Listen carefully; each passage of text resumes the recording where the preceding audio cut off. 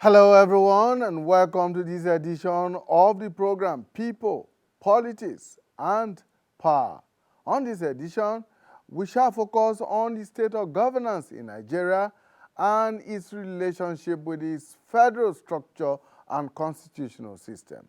I am Imonia Marere. The quest for the restructuring of Nigeria has been a long-drawn one by various groups and interests. Indeed, restructuring has come to mean different things to different people, depending on the interests they represent. One of the early advocates for the restructuring of Nigeria was the Movement for National Reform, MNR, which describes itself as a non-partisan, socio-political pan-Nigerian think tank. Its advocacy, which dates back to its founding in 1992, stems from a long-standing belief that the current political governance structure of the country is unsustainable. The MNR argues that Nigeria's centralized system of government has hindered equitable development, weakened regional autonomy, and intensified ethnic and resource-based conflicts. In the view of the group, restructuring involves devolving more powers to the federating units, allowing regions or states to control their resources, address local challenges, and promote self-sustenance. The MNR's vision is rooted in the need to balance power distribution, enhance social justice, and improve governance efficiency on true federal tenets, where the federating units play significant roles in determining the form and content of the country's brand of federalism. Now, advocates argue that true federalism, as initially envisioned at Nigeria's independence, would reduce tensions and foster national unity. The movement calls for constitutional amendments to decentralize power and create a governance system that reflects the country's diversity, and ensuring that all citizens, irrespective of region or ethnicity, are stakeholders in Nigeria's progress. This restructuring, they believe, is the key to unlocking Nigeria's potentials and resolving many of its perennial issues of inequality and underdevelopment. The MNR recently submitted a memorandum along these lines that we have described to the Constitution Review Committee of the House of Representatives. On the program today, my guests are members of the MNR. I'm joined in the studio by Chief Ike Nwaluno, who is joining us virtually on the program. Chief Nwaluno, I hope that you can hear us. Thank you for finding time to join us. Thank you, sir. I hear you. You are welcome. Welcome. Right here in the studio, we have Barrister Ozegbe Ogokuni. He is a member of the MNR. Thank you so much for joining us, Barrister Ogokuni. And thank you, viewers. Also with us in the studio is Da Jonathan Sunday Akuns. Thank you so much. Thank you very for much. Joining us. Good afternoon, All right. viewers. We will get started right after this time out. Stay with us. Nigeria we need is the united, indissoluble, and cohesive Nigeria, which guarantees equity, fairness, justice, and prosperity for its citizens. That is our focus on people, politics, and power. It is fresh, insightful, impactful. It's a must-watch. People, politics, and power on AIT. Thank you so much for staying with us. People, politics, and power. And today we're focusing on the quest for a restructured Nigeria and, of course, the governance systems of the country. Do they dovetail into each other? Does one play into the other? These are the issues we'll be looking at. And what kind of restructuring are we actually talking about? Nigerians of different hues think restructuring from different perspectives. That Jonathan Sunday Akuns is one of the leaders of the MNR. And of course, he's joined here in the studio by Barrister Ogukoni, who is also a member. And we're also joined online by another member of the group, Chief Ike Nwaluno. Now, let's begin with you. Thank you. What is the MNR's understanding of restructuring? What kind of restructuring is the MNR looking at? Thank you very much. MNR believes that Nigeria as a single polity emerged from the amalgamation of the territories of diverse ethnic groups over the years. And at the end of the day, at the end of decolonization, the ethnic nationalities agreed to continue as a single political entity, but a federal system. So the kind of model of restructuring the MNR is looking at is one in which you have a two-tier federating system, unlike the existing structure of a three-tier federating system. A two-tier federating system will involve the federal government and the federating units. Taking a point of departure from where we are today, we believe that what our ethnic nationalities agreed at the point of self-rule in 1963, which led to the enactment of the 1963 Republican Constitution, will be our starting point. At that point, there were 4 federating units, with the federal government making 5, a federation of 5 units. But today, we have 36 states. We still have the federal government. We have 774 local government areas. But our view is that the tenets of federalism anywhere in the world, globally, the best practice is to have a two-tier system at the level of federal government. Federating units can now have the liberty to look inwards and see how they can restructure their own unit to suit their own exigency. In that way, a federal institution will cater for the interests of every single ethnic nationality. The creation of Nigeria as a single political entity came about without the usual initial conditions of consent of the ethnic nationalities that make up the polity.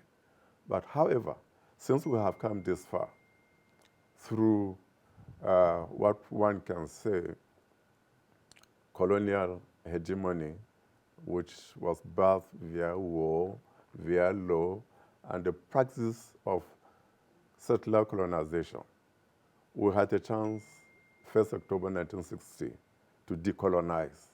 We successfully decolonized and saw the wisdom in having all of us together as one polity. That agreement of ethnic nationalities was passed on to the federal parliament as at 1963, and the constitution was enacted. So that is the model of federalism that MNR is looking at, a two-tier system. Right. Barrister Ozegbe, the current constitution that we operate in Nigeria, the 1999 constitution, with all the amendments that have been made so far, seems to suggest that we run a federal system, a two-tier federal system. The federal government and the states as the federating units.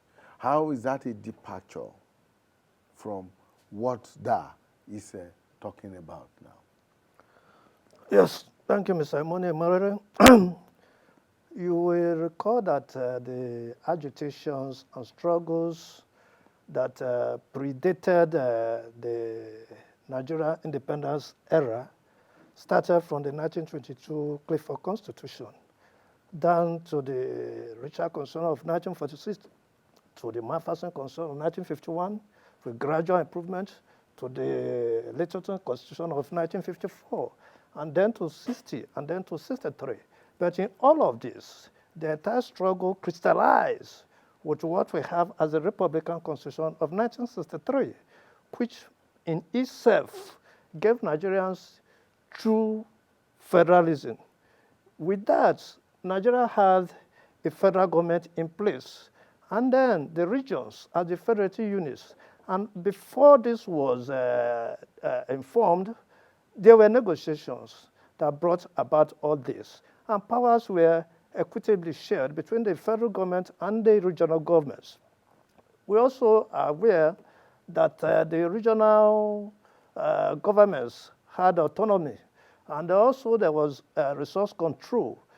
But with what we have presently, you'll find that we have more of a unitary federal system, where we have the federal government, a three-tier government structure, the federal government, the state governments, and then the local governments. That is a clear departure from the concept of federalism.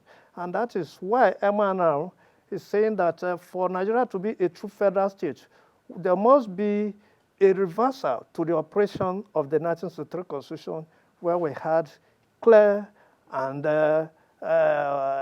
operational federalism in place. Are you suggesting, or is the MNR suggesting, that Nigeria returns to the 1963 Constitution? I mean, in 2024? Yes. You see, when you talk about democracy, first of all, you look at it. Democracy for who? Obviously for the people of Nigeria. And what is the character of the people of Nigeria? Nigeria is a multicultural, multi-ethnic, multilinguistic, and multi-religious society. Therefore, it is only federalism that can fit in for the governance of such a people. And that is why today we are seeing that the constitutional order that we have in place does not fit in such a multicultural, multi-religious, diverse society. The only constitution that can fit it is what we had in place way back 1963.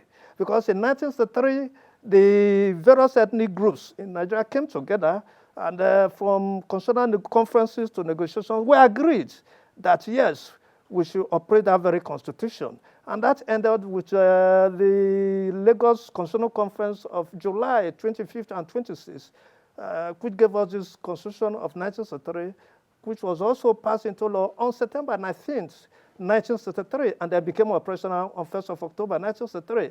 And while that constitution was in operation, Nigeria had the best period. Nigeria was stable, and the progress were made in all the regions. And therefore, that is what we are itching for. The MNR is calling for. That constitution that present government must take us back to that constitution where we have stability. You're also aware that presently insecurity has taken off everywhere, hunger in the land, one form of crisis, ethnic rivalries, and robberies everywhere. And therefore, it is only that constitution of 1963 that can maintain stability, both in development and in political system. It's important to Chief, clarify. let me bring in Chief Nwanulo at this point in time. I hope that, okay, Chief Nwanulo is making efforts to rejoin us. We hope that network will allow him to, but let me come back to you. Yes. And my question is, I mean, 60 years, over 60 years after we operated in 1963 Constitution, the MNR is asking us to go back to the 1963 Constitution. I mean, how relevant are the provisions of that Constitution to the present-day Nigeria and in the present-day political circumstance and in the present-day world? Thank you very much. We need to clarify this conception or misconception. Anytime 1963 Constitution is mentioned, it doesn't mean Nigeria will go back to the four regions that existed as at 1963. The key issue is that Constitution as a legal court that brings a polity together. The 1963 Constitution is the only document that Nigerians got together on their own to say we want to remain together as one polity and will be guided by this law. The federal tenets of that Constitution is the letter and the spirit that will guide us. Now, we currently have 36 states. Basically, these are composite administrative units. So, going back to 1963 Constitution, will mean it was only suspended. It was never abrogated. It's a question of lawmaking. Lift the suspension, bring it up, and amend it with current realities. What are those current realities? The subsequent constitutions or even decrees by the military not effectively abrogate the 1963 constitution. It never did. After 1963, I mean, that is the language of the military, suspension. Yes. And after that, you have had the 1979 constitution, the 1999 constitution, and a number of military decrees in between. Did that not effectively abrogate the 1963 constitution? No. Those 1979 and 1999 were basically military decrees, not constitution. First, we need to interrogate certain concepts. What is the process of constitution making globally? It begins with a preamble of we the people. It's a bottom-up approach. Whereas the 1979 Constitution, the 1999 Constitution were basically military decrees. And a military decree is a political process of the military having to manage professionally the power they took from civil authority without the mandate of the people. So when we say, going back to 1963 Constitution, the idea is bring the federalist tenets in that Constitution, amend it with current realities. What are those current realities? For instance, we have 36 states now, but they are governed under a unitary arrangement.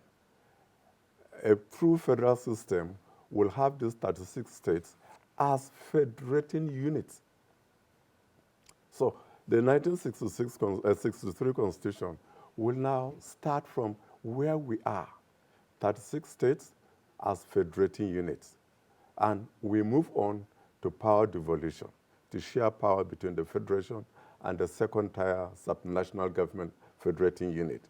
Thereafter, maybe some homogeneous ethnic nationalities may say, rather than split us into 2, 3, 4 states, we want to come together and be one federating unit.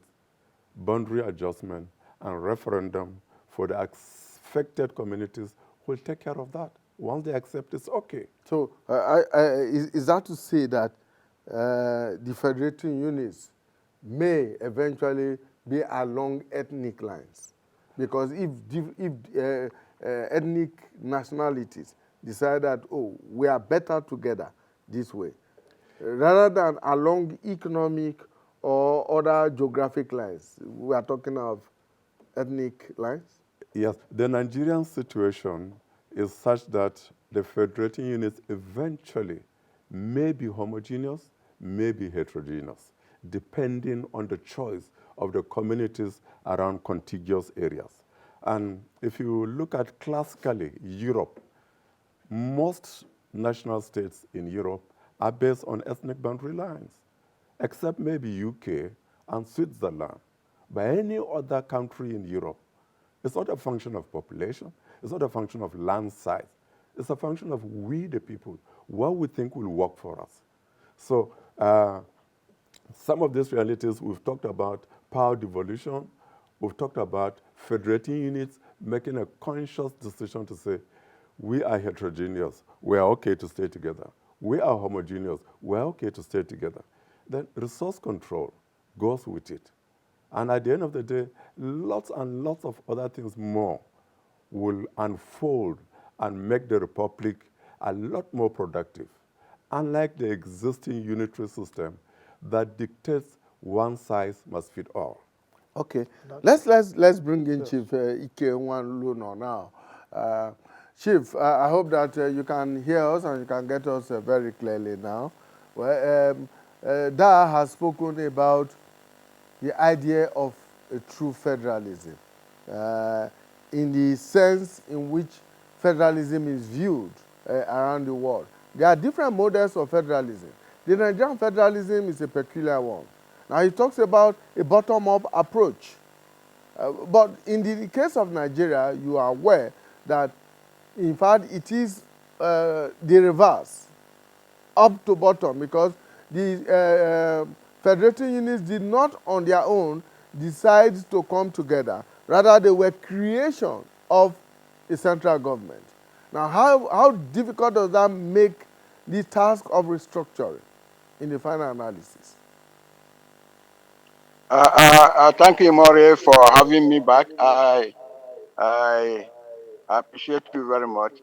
Yes, you've really said it all because there are many other countries in the world have had this problem of not being homogeneous in a lot of their characters.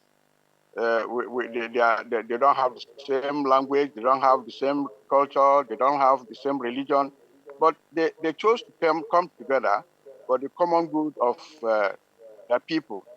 The issue really is that what we had before independence was an amalgamation of the North and the Southern protectorates. But when we came in 1960, it was a coming together of the two sides, and we had a constitution that led us up to 1963, which was handed over to us by the colonialists. In 1963, we decided to take our destiny in our own hands and propagated the Republican Convention in 1966, so that which had we the people of Nigeria. And the first one, there was nothing of that nature. Now, coming down to 1966, when the military took over the legislative and democratic process in the country, there was no such phrase as we the people of Nigeria. It was purely a radical approach of the military junta, and this the people have said we don't have to live on with the decrees. The decrees. No, so but in 1999 when they came in, uh, everybody is aware that what we have as a matter of fact up to this moment is much of the decrease, because we have had evidences to show that even at the point of the swearing in of the head of state and the legislators, we hadn't we hadn't any laid down procedure as to how this country was going to be governed. And that is the aftermath that we are uh, suffering today. That there are a lot of deficiencies in the governance system. We have corruption here and there. We have insecurity here and there. There's hunger in the land. In fact, people are terribly agitated. Every moment, people are very restive. The people are not simply not happy.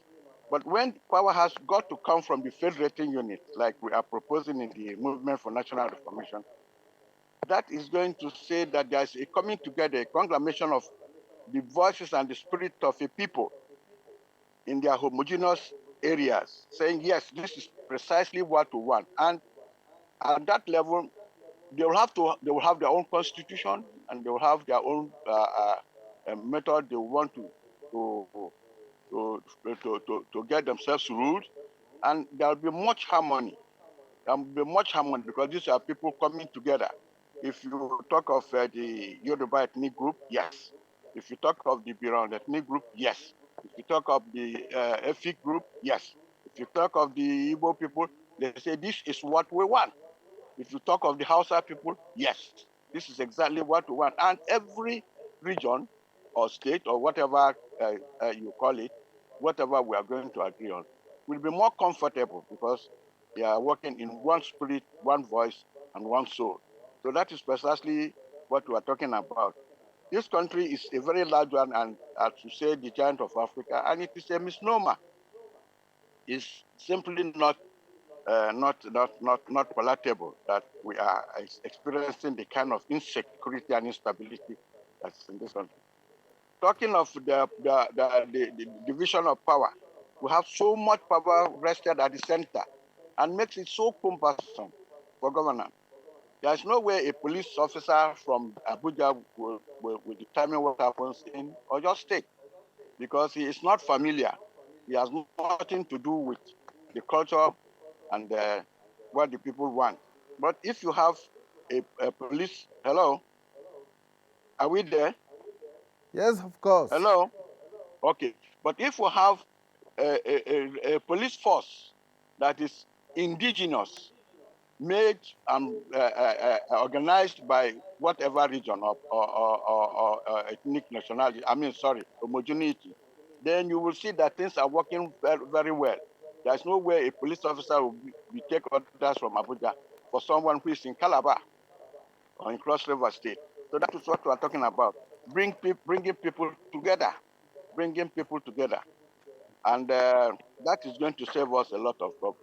Chief, you know that In the one of the aspect of concerns that have been expressed along this line is what would be the power relations between the federated states and the center. Would you want to address that? Do you envisage, or what does the MNR envisage would be the relationship, the power relations between the federated states and the center? Because as we have said, the center appears to be very powerful and overbearing at the moment. So in the ideal federal system that you are looking at, in the restructured Nigeria, what do you propose the power relations will be? Yes, the 1963 Constitution was very clear on this issue, where you have the powers not centralized; they are decentralized to the states. There are certain the central government will have legislative authorities to perform certain aspects, like you have the legislative list, and we have the uh, the what is it now? We have the legislative list, and uh, which spells out what should be the concern of the central government. And Yeah, you are talking about the exclusive, concurrent, and residual list as spelled out in the Constitution.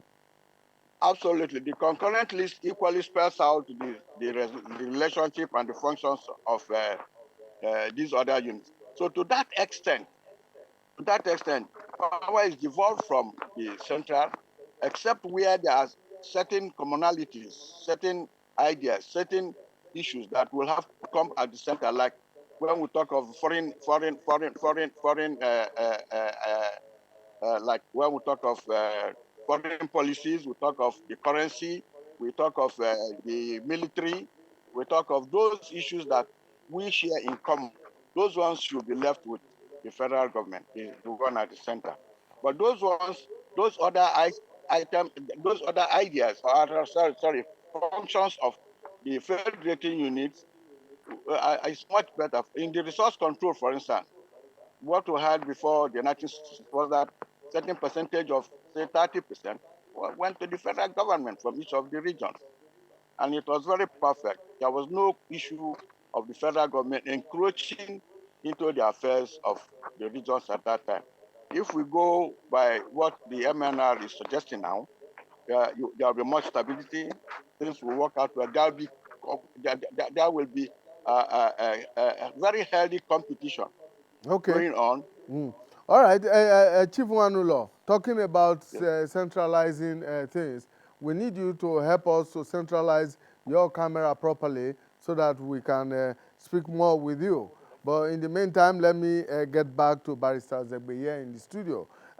Maybe you want to come into this, because one of the concerns of minority groups, even before independence, was the fact or the concern and fear about marginalization and what then was referred to as the domination, which still exists up to today. And in 2024, we are again going back to talking about the 1963 Constitution. Those fears have not been allayed in over 60 years. What will restructuring in 2024 do to those concerns and those fears? Yes, thank you, Mr. Moni. What MNR, Movement for National Reformation, is saying is that we are not rigid about what structure becomes a federating unit. For us, we are saying that Nigeria can operate even regional or use its states as presently constituted as federating units. And that we could even go further to say states that wish to merge together to become a federal unit can do so. And therefore, a provision should be made in the amendment to the 1963 Constitution that states that want to be a federating unit can merge and become one. And then communities or ethnic groups who are not comfortable in where they presently are can also decide where they want to be, given the fact that a referendum will be conducted. And a provision in the new constitution to allow such ethnic minorities or groups to move into any federative unit of their own choice. That is that. But beside that, Even we when are the saying geographical location of such groups that does is a not, condition that it must be contiguous to the state, to the unit they want to belong to. Without that, then it can't happen. So that is a basic condition. But we are saying that given the fact that we are going to operate a true federalist constitution, that states or federative units will have their own constitution. And if states or federative units have their own constitution, the fear of the minority groups or ethnic groups will be allayed because provisions will be made in that constitution for sharing of commonwealths, e.g. rotation of elective offices, appointed offices, or even the citing of key and basic infrastructure. You would also recall that the United Nations Bill of Rights for indigenous people can also be incorporated into such regional or state constitutions, and that will also go along with addressing the fears of ethnic minorities. And since they are going to operate their own constitution, unlike what is presently obtainable, where all of us, both the federal and the state, operate one constitution, there will be a huge lot of differences. And so those fears can no longer be a thing of the moment. That should be able to take care of such fears. Now, let's look at the time frame for this proposed restructuring. I spoke here a few weeks back with a representative of the Patriots, and they seem to think that the kind of restructuring they're looking at and constitutional reforms they're looking at can actually happen between a period of 6 months to 1 year. What is the MNR looking at? What constitutional and legal amendments will be required, and what time frame would this take for a good restructuring, an acceptable restructuring for everyone to take place? Yes, thank you, my brother. MNR has also considered that deeply, and we think that there is no way restructuring of Nigeria can go ahead without the government in place. The government in place must be carried along at all levels, and therefore we are saying that the process of restructuring Nigeria can commence even now, from now and end up to a period like 29 May 2026, I mean to say. And the remaining 1 year of this present administration can be used to conduct elections for the new order. That is starting from May 30th, 2026 to May 29, 2027, where those who are elected into political offices can be sworn in or inaugurated. So for the MNR, we have a time frame, a structure for the restructuring of Nigeria, which will end by the 29th of May, 2026. And this is also embodied in the bill, executed in the proposed draft bill that we sent to Mr. President, where we designed a framework towards achieving such a success. That, Jonathan, yeah. I need you to weigh in on this issue, the time frame, and of course, the whole issue of marginalization and domination, the fears, the concerns that have been expressed and will continue to be expressed in ensuring that this does not, in the final analysis, create more problems for the nation and for the federal system that we seek to perfect? Thank you. Rather than create more problem, the issue of marginalization or domination will be thoroughly eased out, because a truly federal polity allows the constituent units that make up the polity with our ethnic nationalities to express their feelings and take control of their own environment, their culture, their resources through power devolution. And the power relation between the center and the federating units will be symbiotic, unlike the existing system where the power relation is directive from up down. But in a true federal system, it's a bottom-up approach. That is why the constitution of every national state starts with the preamble of "we the people." At the moment, we are operating a top-down approach. Now, that would mean, if we are to take your prescription, that would mean a complete re-engineering of the entire system to make the constituent units, the federating units, to say we are ready to give up this much power for the to the center, and the center should be willing to give us this much power. Because that is not what it is at the moment, and that was not the basis of the Nigerian federalism in the first place. You're right. We are not trying to reinvent the wheel. We are simply trying to resize the wheel. The Republican Constitution that was enacted on 1st October 1963 lasted for only 2 years, 3 months, 2 weeks. It was set aside by military push. The tenets of that Constitution gave a speaking right to every ethnic nationality. But the difference between the colonial administration and the military administration is simply just one point. Colonial are foreigners, military are indigenous. But both of them approach governance from a top-bottom approach. And since the initial conditions of ethnic nationalities to say, yes, I want to live together with you, I want to live together with you in one polity, was not sought. We are now working backwards to say, we'll successfully decolonize from October 1, 1960 to 30th September 1963, and self-rule began on 1st October 1963. That was an exercise that we, the people, initiated, sustained it, and brought it to fruition. Now, we have also demilitarized effectively from 1999 to date, more than 20 years ago or 25 years ago, we've been having an experience of civil rule. Now it is time to refederalize the system by going back to the foundation of the nation. If the ethnic nationalities who gathered in Lagos in July 1963 said to the colonialists, we don't want to remain as a single entity, we want to go back to our ethnic boundaries, that would have been it. There wouldn't be a polity to which the military would have executed a push on to seize power.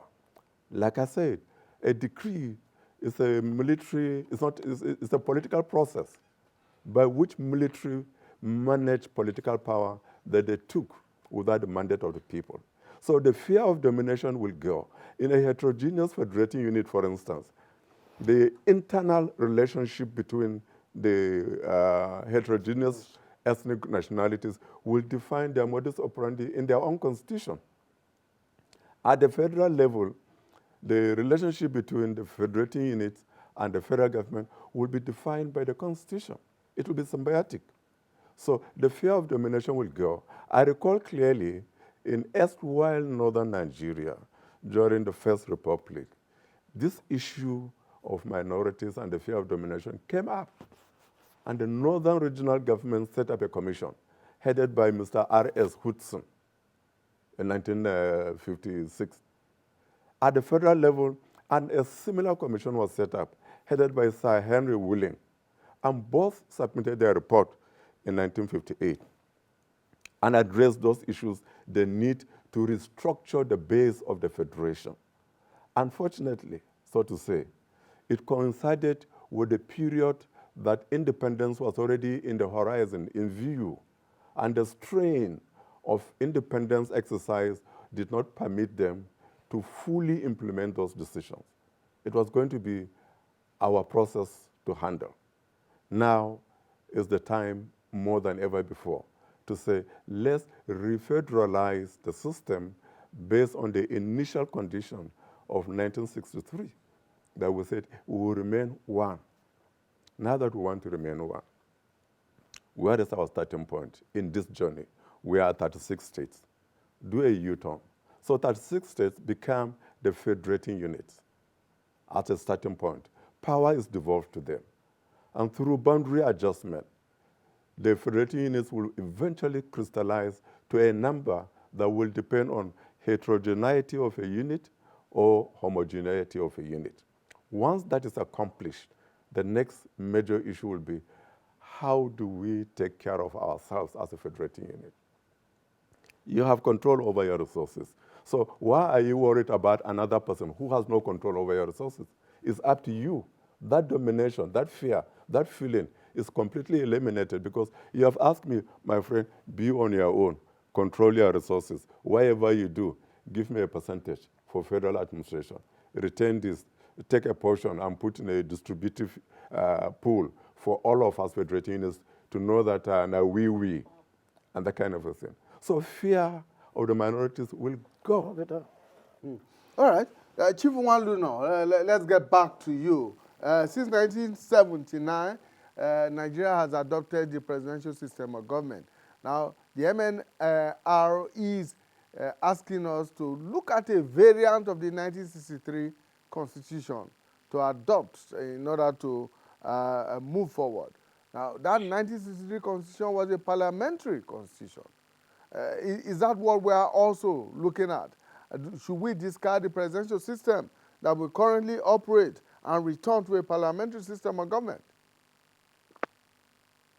Yes, Imore, my brother, you really hit the nail on the head in favor of the system to be adopted. You see, in 1963 up to 1966, at the start of our independence, you discovered that states, or rather regions, were able to cater for themselves because they were able to garner their own resources and had specific areas they were more interested in. Now, and it eliminated what we may call corruption, for instance, and it encouraged it encouraged competitiveness among the regions. When we relay back to what has happened all this while, we discovered that the presidential system has not paid us well, because the issue of centralizing power at the center is one serious bane to what we are talking about. You don't. Nigeria is a very large country with so many diversity of the people, and they don't speak in one voice. They don't have the same problems. All of them are all the varying ethnic nationalities have peculiar issues they really want to tackle. So we looked at the presidential system, which we borrowed from America, and discovered that it's not paying us very effectively. The parliamentary system appears from our own experience to be the benefit that we are going to derive in order to run effectively. So what we are proposing, as a matter of fact, in the Movement for National Reformation, is to go back to the presidential system. It is less cumbersome. You spend less. It will bring down costs of management, and you discover that room for mismanagement of resources by individuals will be completely minimized. And if we talk of the parliamentary system, you discover as well that we might have to decide to run by cameral administration, legislative governor. You eliminate the state governments in the local governments and run a two-tier government. That is going to be less expensive. So that is why we are thinking that running the Nigeria from an approach that is going to be parliamentarian in nature is going to be more effective for us. It's going to lay down most of the problems we have now been expressing that has polarized the unity of this country. So we are advocating that Nigeria should go back to the parliamentary system of government. Okay, Barrister Ozegbe, let's get back to you here, and let's look at. I looked at the memorandum that the MNR submitted to the Constitution Review Committee of the House of Representatives, and two very striking issues. One is that we have a unicameral legislature, which Chief Nwanula was just talking about. And the other one is the right by the federating units to secede, which should be written into the Constitution. Now, you have suggested that the time frame for these restructuring can be between now and 2026, when you do have in place a sitting government and a sitting National Assembly. And I'm just wondering how you think that a sitting National Assembly at this point in time will want to undo itself by agreeing to a unicameral legislature from 2027, for instance, when they are the ones who are benefiting from the current system. Yes, thank you, Mr. Molina. Your question is germane. You know, in the memorandum that the MNR submitted to the House of Reps, we itemized many areas for amendments, one of which is the roadmap to a true federal system of government for Nigeria.